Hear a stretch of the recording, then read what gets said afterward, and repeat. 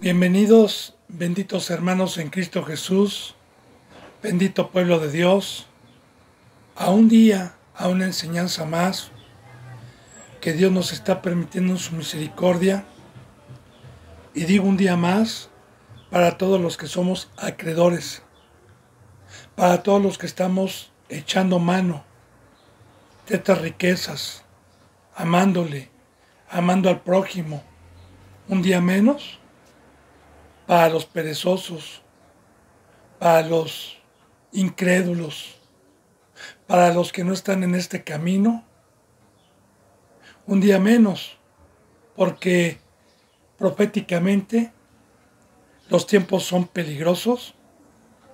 Jesús ya está a la puerta, así que bienaventurados y bienvenidos, benditos hermanos, los que tenemos en estos últimos tiempos acceso a esta bendita palabra de vida.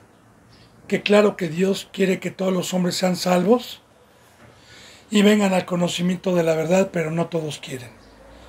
Así que yo me pongo a los pies como sirviente de nuestro Señor Jesucristo para continuar con una enseñanza más, habiendo rogado y pedido a Dios por medio de Jesús para que me permita con todo temor en cada enseñanza predicar conforme a su presencia, conforme al camino verdadero, sabiendo, bendito hermano y bendita hermana, que el juicio empieza por su casa y que nos va a pedir cuentas de cada acción y de cada palabra que hayamos enseñado o atrevido a enseñar con pecado y sin discernimiento. Así que me pongo a los pies de Cristo Jesús para que no me permita también torcer su bendita palabra. Yo he orado por todos los seguidores, los suscriptores, por los que daban un seguimiento y ya no lo dan, para que Dios los traiga nuevamente de regreso, bendito hermano y bendita hermana.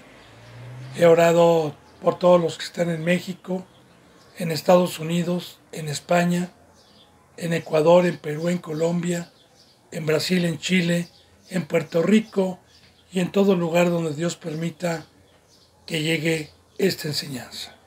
La enseñanza número 183 de Salmos. Pero antes quiero invitarle y remembrarle que las benditas nuevas de salvación se encuentran ya en esta plataforma para que usted las pueda compartir y dar por gracia lo que recibimos por gracia. Y si usted tiene en su corazón ese fruto de la misericordia, la encuentra de la siguiente manera: las buenas nuevas de salvación para el mundo, la puerta angosta. Así, literalmente, y mi consiervo, Jan Eduardo Garibay Ramírez. Bendito hermano y bendita hermana, antes de empezar con este Salmo 109, versículo 11, que ayer terminamos el 10, quiero, cada que se acerca alguna época donde lamentablemente muchos cristianos no tienen una convicción, no tienen una lucidez, una enseñanza conforme la vino a dar nuestro Señor Jesucristo, referente a cualquier época, siempre hago yo una introducción. Y ahorita, bendito hermano y bendita hermana, sabemos de la Semana Santa cada año, que primeramente la practica el catolicismo, que se autopuso el nombre de cristianos y que no son cristianos. Yo no juzgo a un católico, juzgo a los que están arriba engañando. Yo fui engañado mucho tiempo, yo fui católico mucho tiempo, engañado. Satanás engaña al mundo entero, porque la palabra cristiano significa ungido, significa tener la presencia del Espíritu Santo. Y para poder tener la presencia del Espíritu Santo se necesita ser santo. Se necesita haber sido limpiado con la sangre de nuestro Señor Jesucristo. Y aún también dentro del cristianismo hay mucha ignorancia en esta época de la Pascua, de la crucifixión de nuestro Señor Jesucristo, hoy que es viernes, que lo crucifican a nuestro Señor Jesucristo, ayer que fue jueves, que es cuando lo aprenden en la noche después de la Santa Cena, que participó con una enseñanza muy grande, por cierto, con sus discípulos, que en la noche lo apresaron y que todo el día, bendito hermano, más bien toda la noche, perdón, estuvo en la casa de un sumo sacerdote, siendo humillado, golpeado, burlado. Y viernes, el día de hoy, en la mañana, la cruz, la procesión, la muerte. Entonces sí quiero decirle, bendito hermano y bendita hermana, si debemos nosotros los cristianos participar de la Semana Santa, famosa Semana Santa, que aquí fueron 3 días, pero aquí se habla de una Semana Santa. Para empezar, en el mundo, en el catolicismo, en esta semana hay alegría, porque vienen vacaciones, viene vino, viene reventón, y estoy hablando de los que se dicen pueblo de Dios. No voy a juzgar yo a los católicos, no voy a juzgar yo a los que están fuera. No, bendito hermano y bendita hermana, sino a los que han sido llamados. Yo quiero decirle, y voy a hablar con la Biblia, que en el Antiguo Testamento la Pascua, anunciando precisamente y proféticamente desde siglos y siglos, hace 1500 años antes de la llegada de nuestro Señor Jesucristo por medio del primer pueblo que fue el pueblo hebreo, por medio de Moisés, una vez que Dios los rescató y los libertó con la 10ª plaga de Egipto, el mandamiento que les dio Dios para que no los tocase la muerte fue sacrificar un cordero pascual, que así se llamó, la Pascua, se llama la Pascua, y sacrificar un cordero, ya anunciando que Dios iba a proveer un cordero que quitaba el pecado del mundo, para libertarnos ya no de un Egipto físico, ni de un faraón físico, sino de Satanás y del mundo. Y todos los que participaron conforme al rito que Dios les mandó, y pusieron la sangre en el dintel de cada puerta, fueron libertados y la muerte pasó de largo, ya profetizando Dios la llegada de Cristo Jesús y su muerte. Porque esa Pascua, fíjese bien lo que le voy a decir, en el calendario judío, año con año, se festejó como hoy festejan la Pascua con el calendario que aparentemente es cuando murió Cristo y resucitó, año tras año, año tras año. Y fíjese bien, cuando llegó Cristo Jesús y el día que fue Cristo Jesús apresado y el viernes que fue Cristo Jesús crucificado, exactamente ese mismo día y a la misma hora fue cuando el pueblo, hace siglos antes, estaba participando de sacrificar un cordero y poner la sangre en el dintel de la puerta para que la muerte no tuviera poder sobre los primogénitos de Egipto. Y así fue año con año, celebraban esa fiesta porque así lo mandó Dios en el Antiguo Testamento, año con año, nada más que la celebraban de muy diferente manera, como la celebran hoy. Porque la celebraban primeramente poniendo tiendas de campaña en el desierto y 7 días tenían que estar comiendo panes sin levadura, con hierbas amargas, sacrificando un cordero pascual para recordar, fíjese bien lo que le voy a decir. Y todavía dice, ¿verdad? Y cuando sus hijos les pregunten qué están haciendo, les van a enseñar cuando estuvieron en la esclavitud, cuando estuvieron en Egipto, porque cuando tenían que comer las hierbas amargas, el pan sin levadura y con hierbas amargas, pues el pan sabía horrible, hermano y hermana.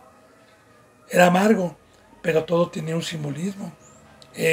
Cuando comían el pan era para que recordaran la amargura de los 430 años que estuvieron bajo el poder de Faraón, y que no se los olvidara en el momento de degollar a la ovejita cada año, cada Pascua, de recordar que por una vida, por una sangre, por un sacrificio, fueron libertados.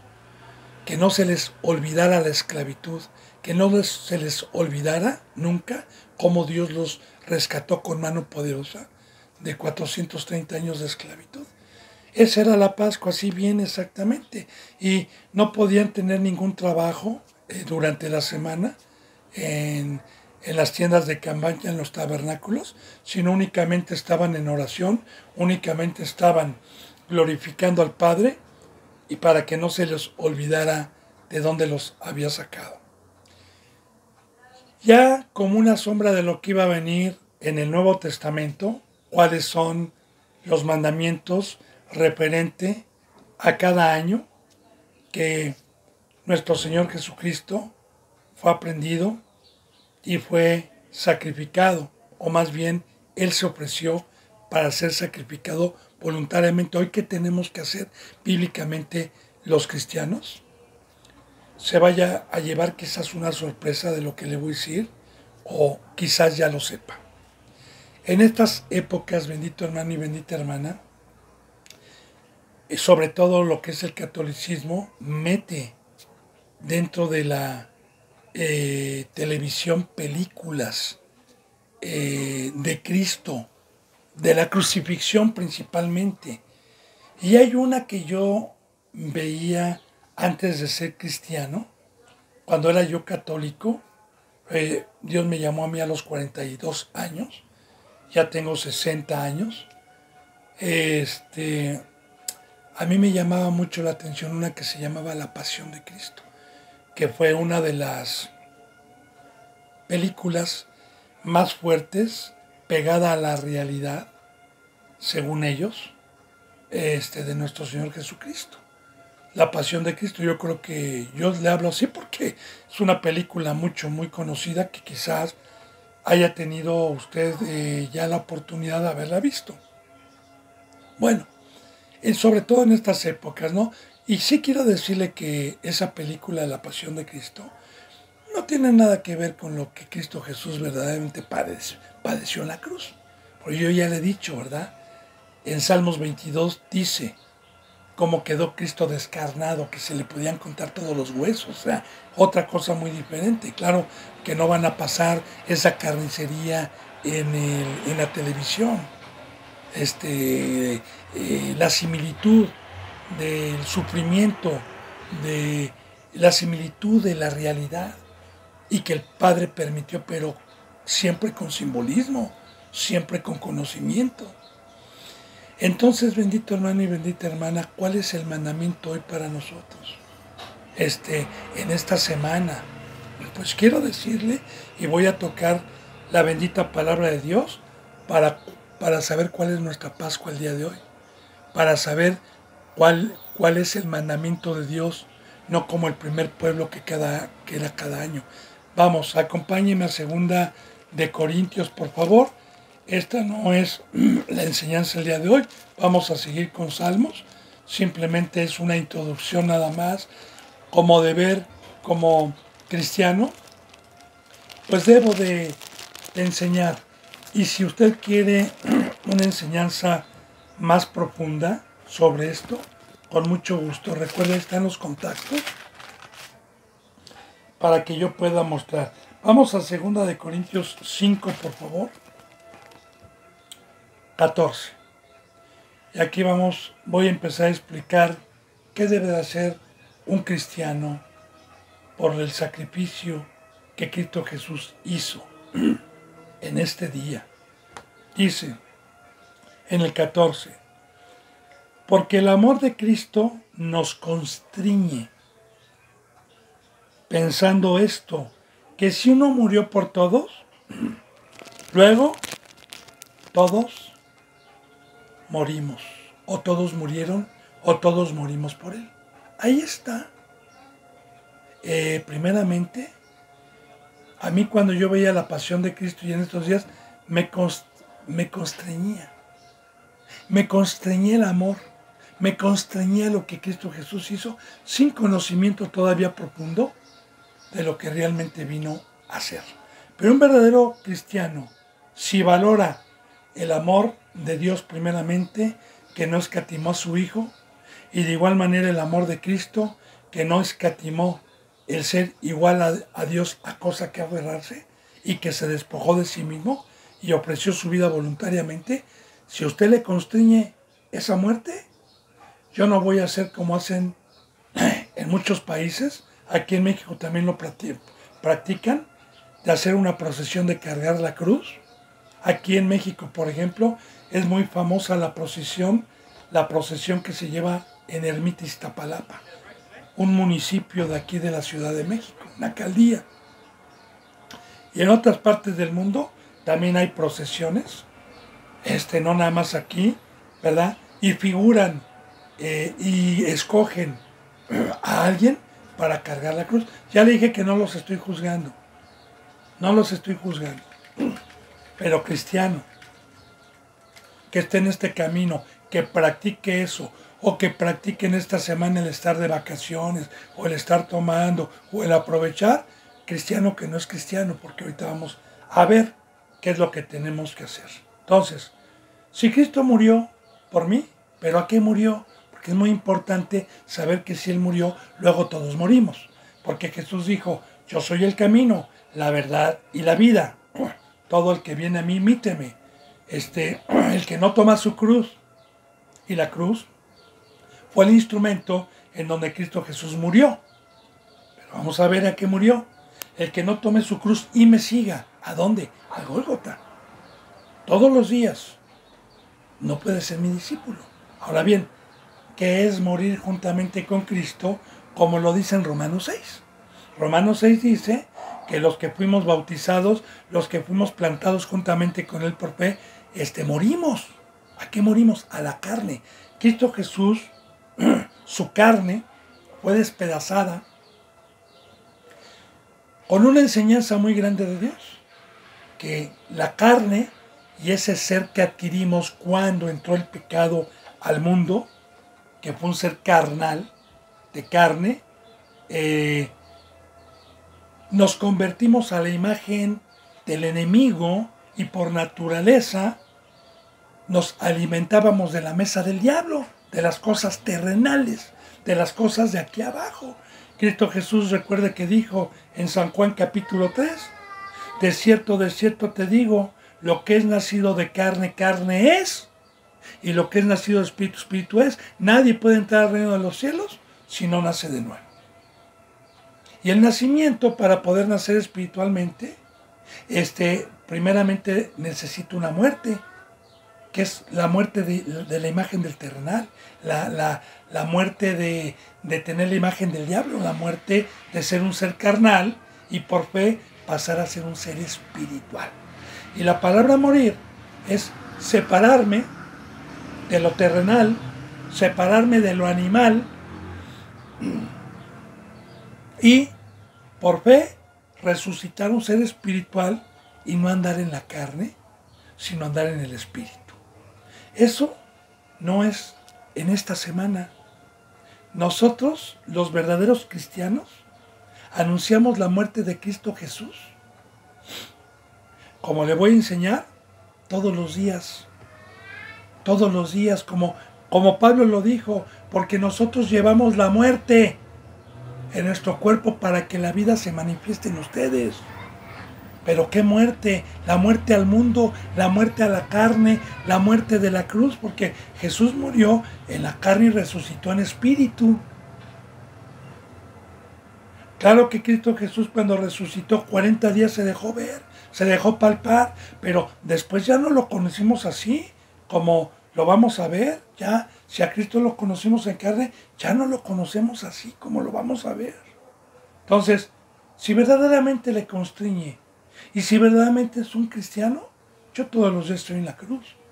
Y estoy en la cruz recordando el amor, el sacrificio que Cristo Jesús hizo, no cada año, como también el Día del Amor y la Amistad, que cada año se mandan cartitas y manifiestan un amor que no proviene de Dios, como un 10 de mayo del Día de las Madres, cuando debemos de honrar a nuestros padres y a nuestras madres todos los días de nuestra vida, obedeciéndolos, claro, a los padres que tenemos la oportunidad o la dicha de tener padres cristianos que nos inducen a este bendito camino, eso es honrarlos, y no un día, nada más.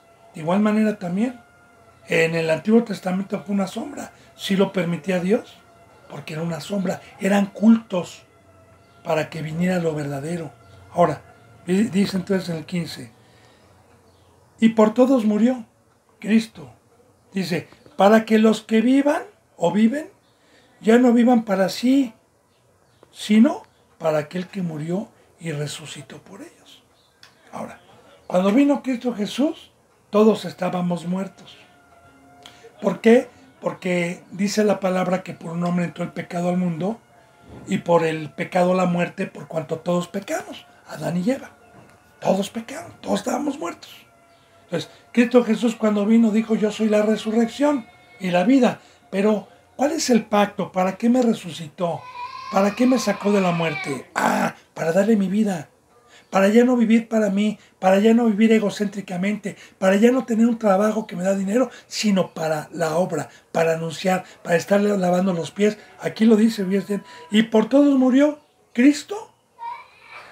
Vino a morir en la cruz por todos, para que los que viven, los que hemos tenido la oportunidad de ser resucitados, ya no vivamos para sí, con una obra egocéntrica, sino para aquel que nos compró, para aquel que murió y resucitó por nosotros, por ellos.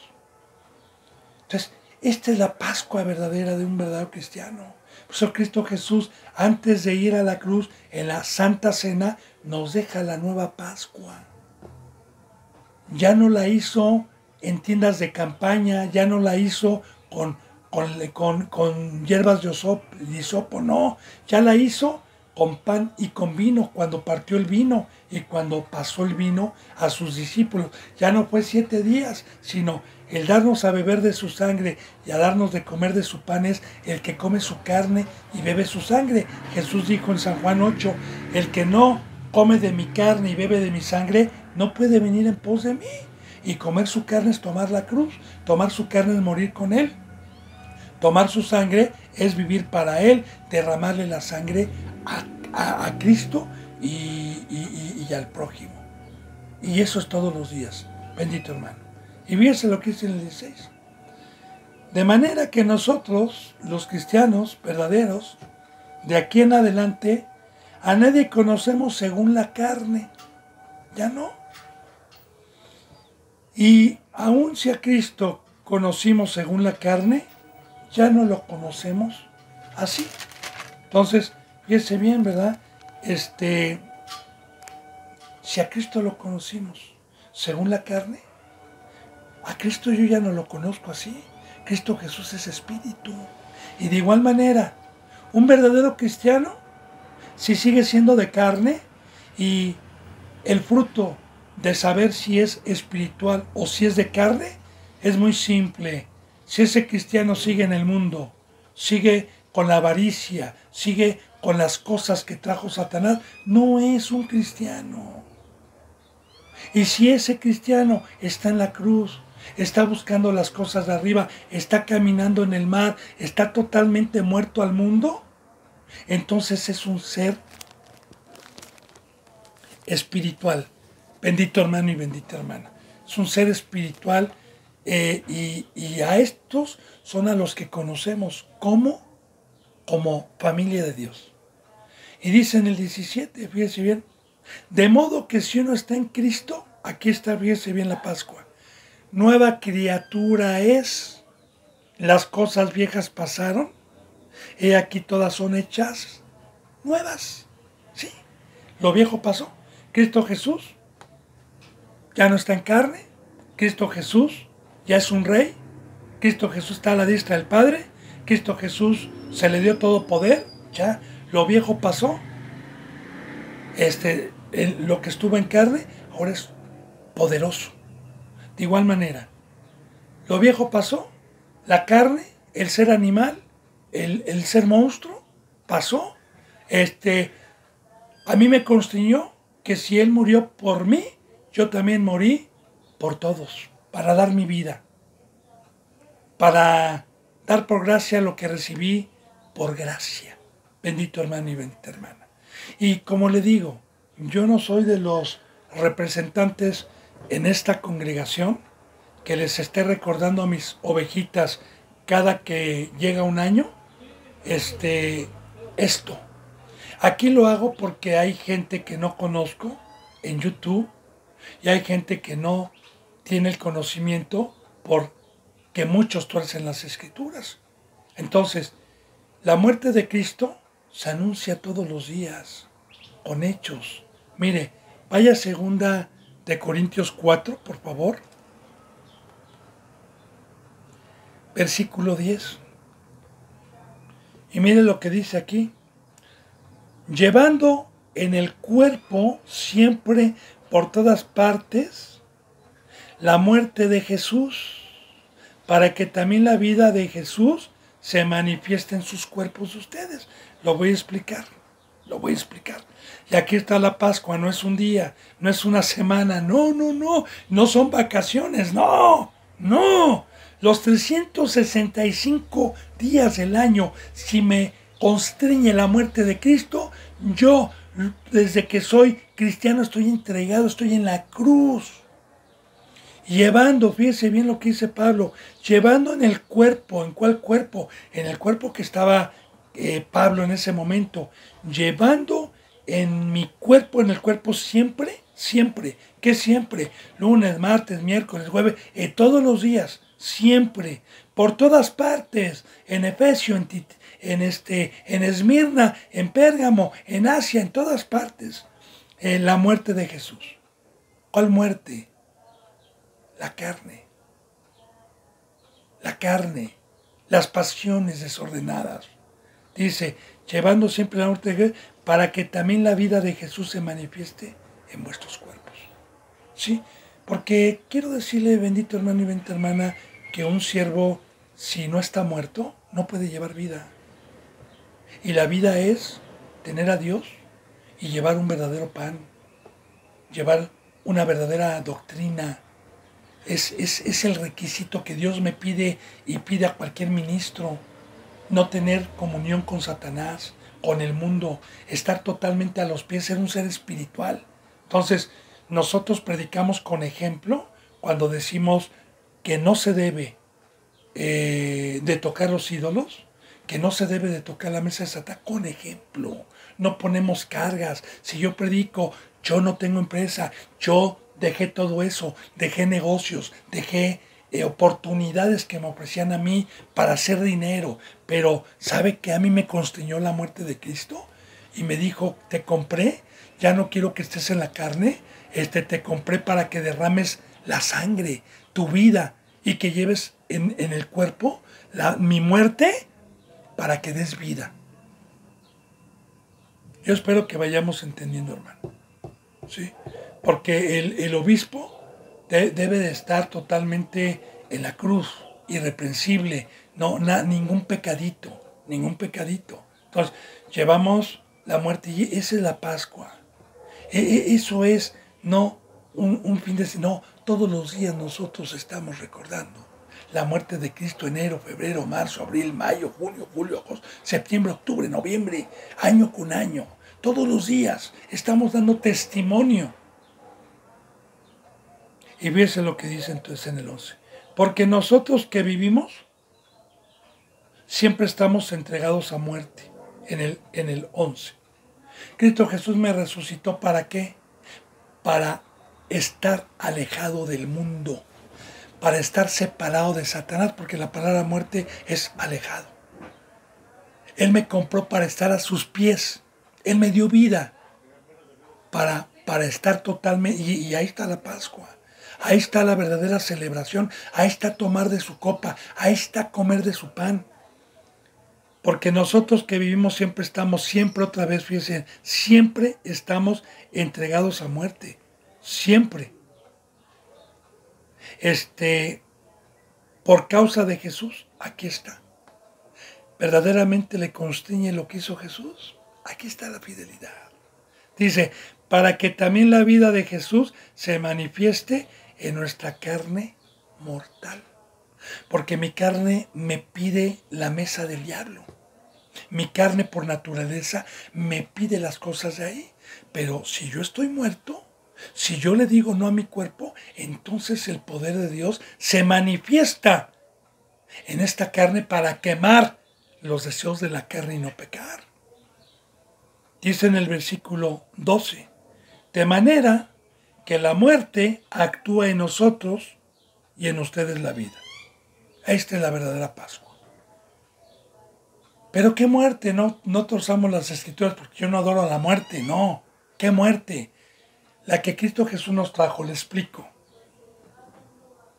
Cuando teníamos vida en el Edén, Satanás trajo la muerte.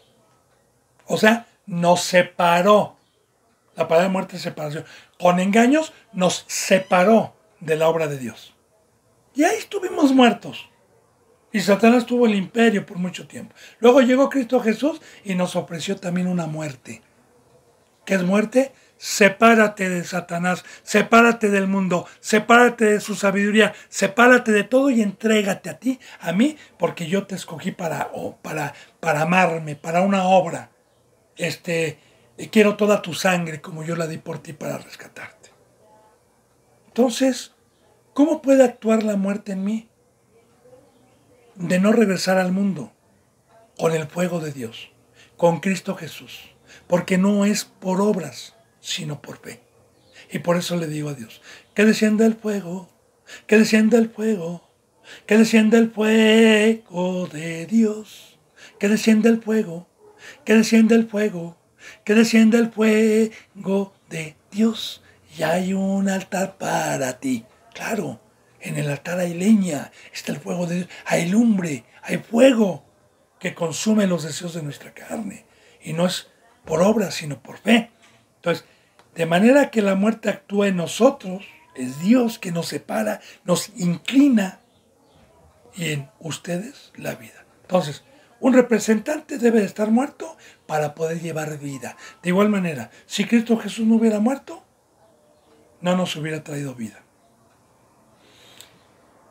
Bueno, muy bien, bendito hermano y bendita hermana, pues quise hacer yo una introducción en este día, viernes, que crucifican a nuestro Señor Jesucristo, sábado, domingo, y por ahí quiero decirle también para que medite, no criticando a los feligreses católicos, sino a los de arriba que son satánicos. El Papa y ellos son masones, son satánicos. Y lo digo, que me castigue Dios si no es verdad, lo digo. Se engañan, usan, se disfrazan de ángeles de luz. Entonces, fíjense bien, ellos metieron el sábado de gloria. Y yo recuerdo, ¿verdad? Cuando estaba niño, que el sábado de gloria permitía el catolicismo y era una costumbre jugar con el agua, con cubetas, con globazos. Y no nada más en México, muchas partes del mundo. Hermano y hermana, cuando Jesús muere el viernes, ¿cuál gloria? ¿Cuál alegría el sábado? María, las Marías, Juan, Pedro, estaban deshechos, estaban llorando, estaban quebrantados. ¿Cuál gloria? Satanás pensó que había vencido a Satanás.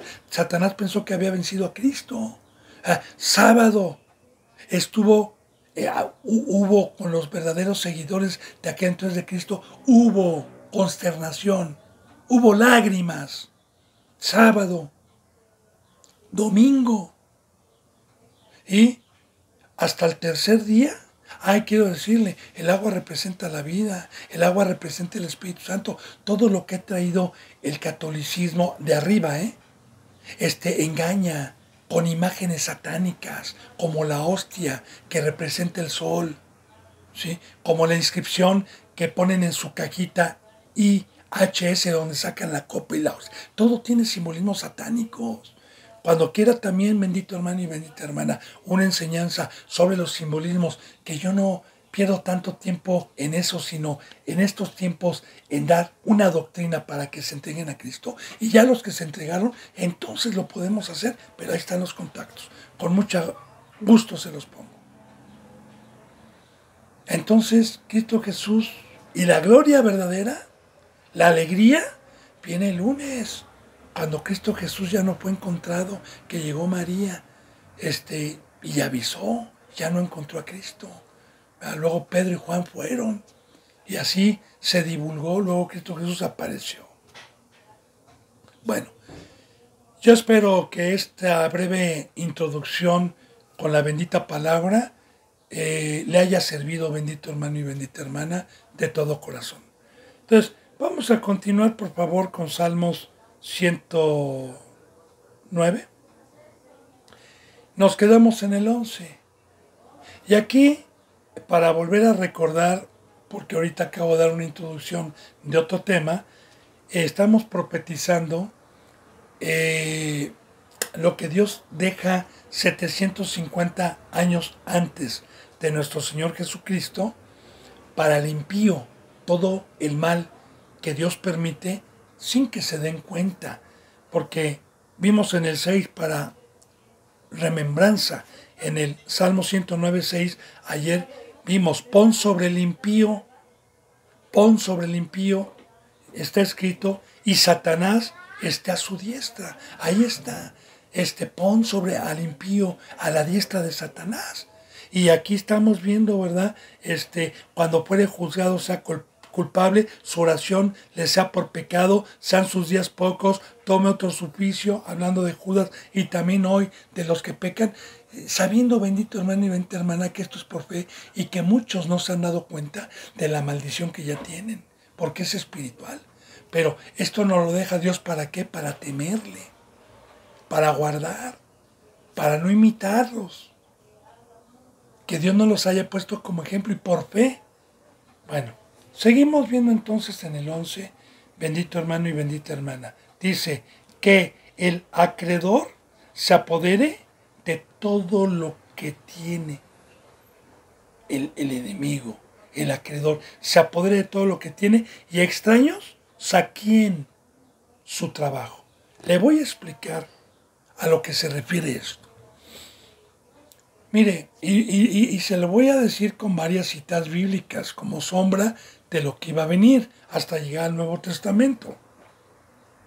Primeramente, vamos a remontarnos al tiempo de los reyes, cuando Jeremías, Elías, que fueron los últimos profetas, que cuando el pueblo ya estaba totalmente a punto de ser acreedor a una de las maldiciones que Dios les estuvo diciendo por mucho tiempo, que se arrepintieran, porque si no los iba a entregar al rey de Babilonia y iban a ser cautivos, y no creyeron. Y no creyeron, el último rey Acab, y no creyeron. Bueno, entonces Dios permitió llevarse al pueblo cautivos por medio de Nabucodonosor, que hoy simbólicamente representa a Satanás. ¿Y qué pasó? Entró al templo y se llevó todo el oro, todos los utensilios de oro y de plata que estaban dentro del templo, que hoy representan simbólicamente a los que alcanzamos una estatura espiritual para servir a Dios. Porque hoy un plato de oro es aquel que es puro, es aquel que lleva comida y que da de comer al que se acerca a la mesa de Dios. Un cubierto de oro también son los siervos, una copa somos los siervos que damos un servicio, que damos de comer a la mesa del Señor dentro del templo que hoy es la iglesia. Bueno, entonces el acreedor se apodere de todo lo que tienen. Y hoy las riquezas, el oro, la plata, que es la santidad, la luz, el espíritu, la resurrección, el entendimiento, la sabiduría, la palabra, todo eso se lo quiere quitar Dios. Son riquezas que no se compran con dinero, son riquezas que no se compran con nada, son riquezas que nos trajo inmerecidamente y gratuitamente nuestro Señor Dios por medio de Jesucristo y nos las regaló.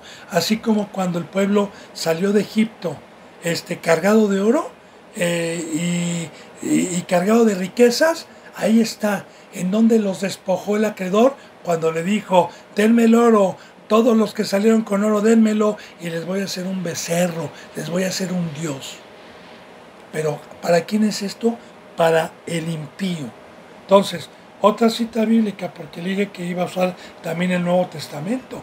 En el Nuevo Testamento, Cristo Jesús dijo, el ladrón no vino sino para hurtar y robar, mas yo he venido para darles vida eterna. Entonces, ahí está la diferencia, bendito hermano y bendita hermana. Ahora, cuando uno es impío, cuando uno es incrédulo, entonces ya está escrito, ¿verdad? Que el acreedor, Dios permite que las riquezas que tenía se apodere de todo lo que tiene, fíjese bien, y extraños saquen su trabajo. Y explico esto. Voy a ponerme de ejemplo porque no tengo otro ejemplo. Tengo 16 años, por la gloria de Dios, por su misericordia, firmes trabajando como ministro en su obra. 16 años, todos los días, todos los días. Ahora, si yo, bendito hermano y bendita hermana, cabeceo, me descuido, así dice la palabra, y dijo Dios por medio de Pablo, no vaya a ser que todo mi trabajo y todo lo que hice vaya a ser en vano, porque escrito está, si yo me descuido, esos 16 años de sufrimiento, de gozo, de alegría, de derramar lágrimas, de haber ofrecido sacrificios santos, vivos y agradables a Dios, se hace vano todo, no me sirve. No me sirvió. Ahora, a mí la vida eterna es que cuando venga Cristo me encuentre siendo así. Desde que me llamó como ministro hasta el día que venga o se me pare el corazón. Sin desmayar y sin cabecear. Ese es el pacto. Eso es lo que Dios. Entonces, no importa que yo haya trabajado 16, 20, 25 años y luego hice afrenta al Espíritu de gracia, luego fui engañado, luego fui insensato y cambié la gloria de Dios por lo temporal, por la gloria del hombre, por lo que ofrece el diablo. Y cuando venga Cristo Jesús, así haya sido un año que yo haya recibido la mesa del diablo o medio año y no me arrepentí ni regresé a los pies de Cristo y haya trabajado 25 años y venga Cristo y me pero Señor, en la plaza daba tu palabra, expulsé demonios, en tu nombre di palabra, y me va a decir, no te conozco, hacedor de maldad. Ahí está, bendito hermano y bendita hermana. Y los extraños son los demonios, Satanás, por medio de seres humanos que ya fueron robados. Porque extraños son los que no están circuncidados, son los que Dios no conoce como pueblo. Porque lo que nos reconoce como pueblo es la circuncisión del corazón. Es todo aquel que tiene la presencia de Dios. Todo aquel que no tiene la presencia del Espíritu Santo, para Dios es extraño, es un pueblo que no es suyo. Porque el pueblo que es suyo es el que es circuncidado. Y yo me puedo volver un extraño porque en el momento en que yo fui incrédulo e infiel a Dios y cambié su gloria por el engaño, por lo temporal, en ese momento se me quita la circuncisión, que es el Espíritu Santo, la señal, y me toma como extraño, no nada más Dios, sino también los verdaderos cristianos. Ya le dije, De aquí en adelante a nadie conocemos según la carne. La circuncisión es ser un ser espiritual. Bueno, y ahí está, bendito hermano, el temor, ¿no? Por eso yo siempre le voy a decir los versículos que vimos ayer, del 6, el 7, el 8, pues mire, Dios los deja porque el principio de la sabiduría es el temor a no quedar así, y lo peor del caso, que no me dé cuenta que ya me vino toda esta maldición porque es espiritual. Dice en el 12, no tenga quien le haga misericordia, ni haya quien tenga compasión de sus huérfanos. Y primeramente, la misericordia viene de Dios y de Cristo, primeramente. No puede haber misericordia si yo no soy rico, si soy un mendigo. O sea, yo le explico esto, ¿no? Se encuentran dos mendigos pordioseros en la calle y el uno le dice, ten misericordia y dame un taco, dame agua. Y el otro le dice, no seas burro, o sea, ¿cómo me estás pidiendo si yo también estoy mendigando? También estoy buscando lo mismo. Ahora, así, bendito hermano y bendita hermana, la misericordia de Dios y de Cristo, que son ricos y que nos traen el agua espiritual, el pan espiritual y las riquezas espirituales, una iglesia que verdaderamente está conforme al pacto establecido de amar a Dios y amar al prójimo, y en la cruz tiene las riquezas, tiene la canasta llena para poder repartir. Pero de igual manera, Dios a mí como representante, como siervo de Dios, me prohíbe tener misericordia de alguien impío, de alguien que practicó el pecado, de alguien que ya no tiene oportunidad, que tuvo oportunidad, tuvo misericordia, tuvo lágrimas de Dios por medio de una iglesia, pero que practicó el pecado. Ya no. Entonces, ahí está, sobre todo, pues este tipo de gente ya no viene a pedir pan, pero ahí está ya, ¿verdad? La palabra, no tenga quien le haga misericordia, ni Dios ni Cristo, los deja totalmente sin nadie, ni haya quien tenga compasión de sus huérfanos. Ya está hablando de la iglesia, porque nosotros aprendimos ayer o antier sobre los huérfanos y sobre las viudas. Un huérfano, pues obviamente es aquel que no tiene padre, y el único padre que da vida es Dios. El otro se dice llamar padre, pero es un padre engañador, porque sí lo dice la palabra, ustedes son de vuestro padre el diablo. Bueno, es un padre malo, pero todo aquel que no tiene a Dios por padre es huérfano.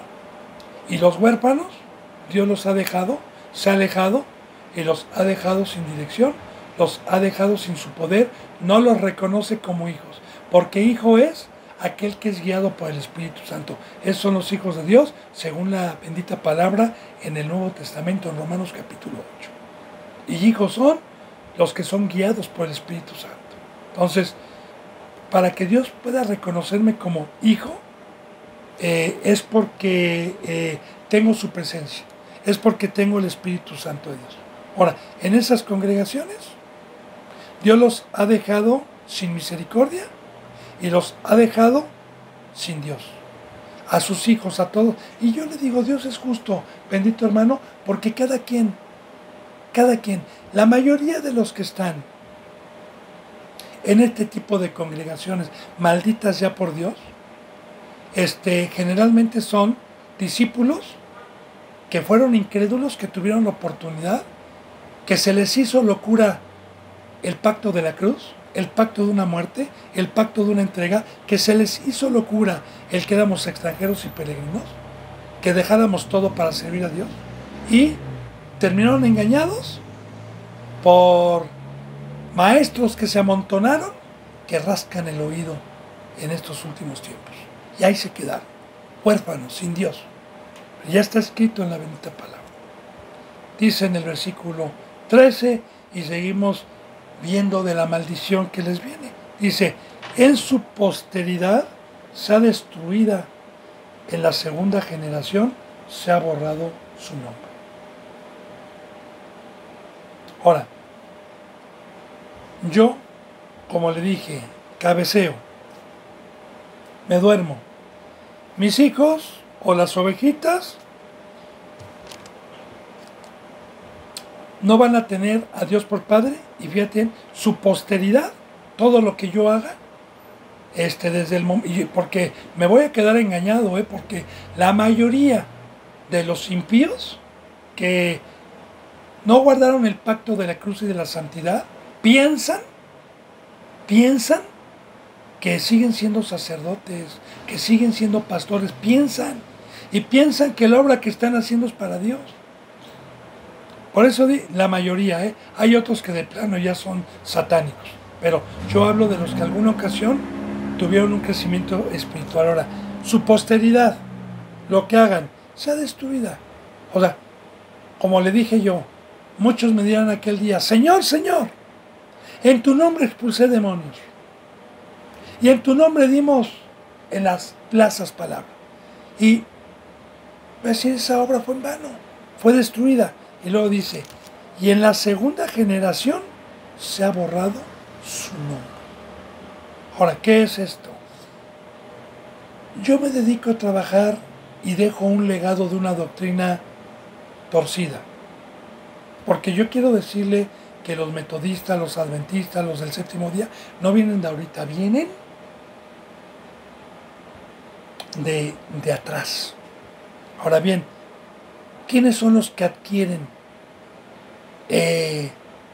esa doctrina? La generación. Yo, por ejemplo, muero, y las ovejitas jóvenes que se quedan con esa doctrina y les gustó que les rascaran el oído, se van a quedar. Pero mi nombre y el nombre de ellos va a ser borrado del libro de la vida. Por eso dice, en la segunda generación se ha borrado su nombre. No me va a servir que le dé ovejitas a Dios. No me va a servir que venga una generación y otra generación de una doctrina falsa. Entonces, hay un libro de la vida donde está nuestro nombre inscrito. Y en el momento, bendito hermano y bendita hermana, que mi nombre y su nombre fue inscrito, fue el día que creímos en el mensaje del Evangelio, y por voluntad propia y con discernimiento dimos nuestras vidas, tomamos nuestra cruz en el bautizo y dimos nuestras vidas voluntariamente a Dios. En ese momento fue inscrito mi nombre, pero Dios me dice, hijo, ten cuidado. ¿Por qué, Señor? Porque también hay borrador, ¿Y cómo? Si tú eres impío, si tú no guardas tu pacto, yo te borro, porque mi pueblo es un pueblo de seres vivientes, y el pecado paga un salario. Y yo soy Dios de espíritus y Dios de vivos, no de muertos. Y si tú pecas, te vuelves en carne. Yo no soy Dios de seres carnales, ni soy Dios de seres terrenales. Entonces cuida, porque mientras tú seas espiritual, tu nombre va a estar inscrito en mi libro. Y claro que para ser un ser espiritual, pues necesito guardarme de lo que me puede convertir en bruja o en hechicero, que es la mesa del diablo. Bueno, dice en el versículo 14, venga en memoria ante Jehová la maldad de sus padres. Ahora aquí está hablando de las generaciones pasadas. Y ya le dije, bendito hermano y bendita hermana, si yo fui y me engañé y escuché porque me rascaban mi oído y me quedé ahí y rechacé la cruz de Cristo, mis hijos les voy a transmitir una doctrina falsa que no es verdad. Y mis hijos, ya por naturaleza, ya porque está escrito, van a recibir maldición. Porque esto viene en Éxodo 20. En Éxodo 20 dice así, y yo bendigo, maldigo hasta la tercera y cuarta generación. Así lo dice literalmente, o maldición o bendición hasta la tercera y cuarta generación, de los que me aborrecen o de los que me aman. Entonces, Nosotros, bendito hermano y bendita hermana, somos responsables de nuestros hijos, tanto físicos como también los que enseñamos la palabra. Somos responsables. A las ovejitas. Ahora, yo transmito a mi hijo, ya sea de carne y que esté, y también a las ovejitas, y me muero, se quedan con esa doctrina, como ya le dije, los metodistas, los pentecostales vienen desde hace más de 100 años, y del padre o de los que empezaron, viene la maldición. Por eso dice, venga en memoria ante Jehová la maldad de sus padres, y el pecado de su madre no sea borrado.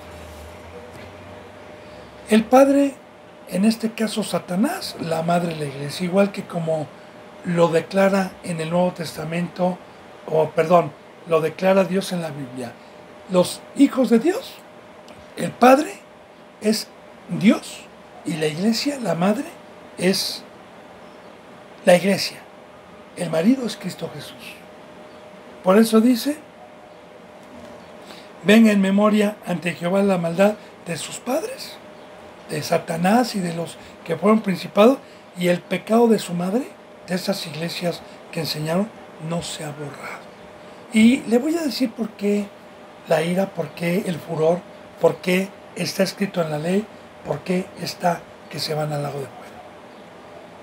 Porque imagínese, bendito hermano y bendita hermana, que Dios, cuando vio el pecado y entró la muerte, Él hizo una preparación de siglos y siglos, con sufrimiento, con un pueblo, con guerras, con lágrimas, con muertes, con sacrificios, con cultos, para preparar la salvación de usted, de mí y de todo el que iba a creer. Y que Dios no escatimó a su Hijo, a su primogénito, para dárnoslos en sacrificio y tuviéramos vida. Y imagínense ser un instrumento de oposición para que todo lo que hizo Dios sea un enemigo que venga a ser tropiezo para esta obra en vez de edificarla.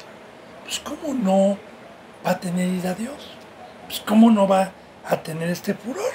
Si le estoy echando a perder, no nada más estoy haciendo vana el amor de Dios y la cruz de Cristo y el sacrificio, sino estoy haciendo vano todo el trabajo, todo el sufrimiento de un pueblo, todas las guerras de un pueblo, todas las opresiones que tuvo, las muertes, la esclavitud, todo. Imagínense si Dios es como si mi padre me deja una empresa que le costó toda su vida y que sus padres se la dejaron y yo la quemé. Pues cómo no, hermano y hermana, ¿no? Digo, son ejemplos que no tienen nada que ver, porque es peor aquello. Entonces, por eso no va a ser borrado, por eso la ira de Dios, por eso un lago de fuego. O somos para edificar o estamos en contra, no hay para más. Y si estamos en contra, tenemos el poder adversario, el poder enemigo, porque el enemigo es el que está en contra de la vida, en contra de las cosas de Dios. Dice en el 15, estén siempre delante de Jehová, y él corte la tierra, y él corte de la tierra su memoria. Ahora, estén siempre delante de Jehová, porque de igual manera, bendito hermano y bendita hermana, esto tiene simbolismo. Según el versículo que vayamos a tocar. Pero, por ejemplo, cuando Dios nos pone en el Antiguo Testamento a Nimrod, el ejemplo de Nimrod, que fue descendencia de Cam, de un pueblo rebelde, que fue, fíjese bien, fue el primer cazador, Nimrod. Y cuando Dios se refiere a cazador, simbólicamente se refiere a Satanás o a los hijos del diablo que van a cazar almas. Ahora, dice que iba delante de Dios, que era valiente y que iba delante de Dios. ¿Qué es delante de Dios? Que no le importa Dios y su camino. Por eso aquí dice, están siempre delante de Jehová y Jehová atrás. Ciñeron sus lomos a Jehová y van por delante con su sabiduría, con sus razonamientos, con su doctrina, y van delante.